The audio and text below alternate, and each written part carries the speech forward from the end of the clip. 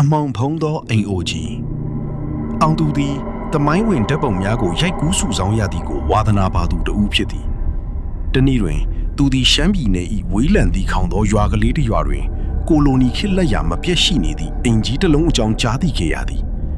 ထိုအိမ်ကြီးသည်နှစ်ပေါင်းများစွာလူသူကင်းမဲ့နေပြီးရွာသားများကတရေချောက်သောအိမ်ဟူသတ်မှတ်ကအနားသို့ပင်မကပ်ရေးကြပြီအောင်သူသည်ကြောက်ရွံ့ခြင်းထက်တိလိုစိတ်ကပိုနေသဖြင့်ထိုအိမ်ကြီးသို့တွားရောက်ရန်ဆုံးဖြတ်ခဲ့သည်သူရောက်သွားချိန်တွင်နေဝင်ရည်ရောအချိန်ရှိနေပြီဖြစ်သည်မြူနှင်းများကတောင်ကြီးတစ်ဝိုက်တွင်ရစ်တိုင်းနေပြီးလီပီးများကတစ်ကိုင်းချောင်းများကိုတဖြောင်းဖြောင်းရိုက်ခတ်နေသည်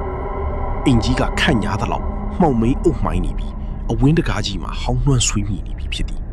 အောင်သူသည်အိမ်ထဲသို့ဝင်လိုက်သည်နှင့်အေးဆက်သောလေထုကသူ့ကိုစီးကြိုလိုက်သည်ဖုန်တက်နေသောပရိဘောဂများပင့်ကူအိမ်များကြားတွင်သူသည်ဓမီတလက်နှင့်ရှောက်ကြည့်နေမိသည်ထို့စဉ်အပေါ်ထပ်မှတစုံတစ်ယောက်လမ်းလျှောက်နေတဲ့ကဲ့သို့ကျွိဟူသောကြမ်းပြင်တန်းကိုကြားလိုက်ရသည်ဘသူလဲဟူအောင်သူကလှမ်းမေးလိုက်တော့လဲတိတ်ဆိတ်မှုကသာပြန်လဲဆိုမှုသွားသည်သူသည်အပေါ်ထပ်သို့တက်သွားကအခန်းတစ်ခုချင်းစီကိုလိုက်ကြည့်သည်အခန်းဆုံးရှိအိတ်ခမ်းကျေကြီးထဲတွင်ရှေးဟောင်းမှန်တင်ကုန်ကြီးတစ်ခုရှိနေသည်ထိုမှန်ထဲကိုကြည့်လိုက်မိချိန်တွင်အောင်သူ၏ကြောရိုးထဲအထိစိတ်တက်သွားသည်မှန်ထဲတွင်သူ့နောက်၌အနီရောင်ဝတ်စုံဝတ်ထားသောအမျိုးသမီးတဦးရပ်နေသည်ကိုမြင်လိုက်ရသည်သို့တော့သူလှည့်ကြည့်လိုက်တာတွင်မူမိသူမျှမရှိချေတန်းကောင်အချင်းသူရောက်လာသည်အောင်သူသည်အောက်ထပ်တွင်စခန်းချရန်ပြင်နေစဉ်ဖျားခန်းဘက်မှရှိုက်ကြီးတငယ်ငိုတန်းကိုကြားလိုက်ရသည်သူသွားကြည့်တဲ့အခါအဖိုးအိုတဦး၏ပုံတူပကြီးကားရှိတွင်မြေကြီးပေါ်၌ဝက်ဆက်တွားငူကျွေးနေသောအရိပ်တစ်ခုကိုတွေ့လိုက်ရသည်ထိုအရိပ်ကဖြည်းဖြည်းချင်းလှည့်ကြည့်လာသည်သူမ၏မျက်နှာတွင်မျက်လုံးများမရှိဘဲသူ၏ရည်များစီးကြနေသည်ပြန်ပြီးငါ၏အသက်ကိုပြန်ပြီးအရှာရှာမြေအောက်ခန်းထဲတွင်အောင်သူတွေ့လိုက်ရသည်မှာကြောက်စရာကောင်းလာသည်ထိုနေရာတွင်လူအယိုးစုများစွာရှိနေပြီးနိုင်ငံတွင်သွေးများဖြင့်ရေးထားသောစာတုများကိုတွေ့ရသည်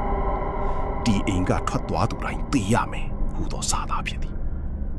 ထိုအခိုက်တွင်အပေါ်တက်မှအမျိုးသမီးကမြေအောက်ခန်းတကားဝါသို့ရောက်လာသည်သူမသည်ဖြည်းဖြည်းချင်းဆင်းလာရင်မင်းလေငါတို့နဲ့အတူဒီမှာထာဝရနေရမယ်ဟုရေမောကပြောလိုက်သည်အောင်သူသည်စိတ်ကိုတည်ငြိမ်အောင်ထားကဘေးနာရှိအဟောင်းအဆုပ်များကြားမှာရှီဟောင်းကျန်းစာတအုပ်ကိုကောက်ခိုင်းလိုက်သည်ထိုကျန်းစာအုပ်ထဲတွင်အင်ကြီး၏အရှင်သခင်ကသူ့၏အစီခံများကိုရရက်ဆက်ဆက်တပ်ဖြတ်ကာရရချီခဲ့သည့်အကြောင်းရေးသားထားသည်အောင်သူသည်အိတ်ထဲတွင်ပါလာသောမီးချစ်ကိုထုတ်ကာထိုရရစာအုပ်နှင့်မြေအောက်ခန်းရှိပစ္စည်းများကိုမီးရှို့လိုက်သည်မီးတောင်များမြင့်တက်လာသည်နှင့်အမျှထိုအမျိုးသမီး၏အော်ဟစ်တံများကအင်ကြီးတစ်လုံးလုံးကိုတုံခါသွားစေသည်မလုံနဲ့မီးမရှို့နဲ့ဟူအော်ရင်သူမ၏ခန္ဓာကိုယ်မှာမီးခိုးများအဖြစ်ပြောင်းလဲသွားသည်အောင်သူသည်မီးခိုးများကြားမှာအပေါက်တစ်ခုကိုတွေ့ကအပြင်သို့အတင်းတိုးထွက်ခဲ့သည်သူအပြင်ရောက်ပြီးတိတ်မကြမီမှာပင်အင်ကြီးတစ်လုံးလုံးမီးဆွဲလောင်ကပြိုကျသွားတော့သည်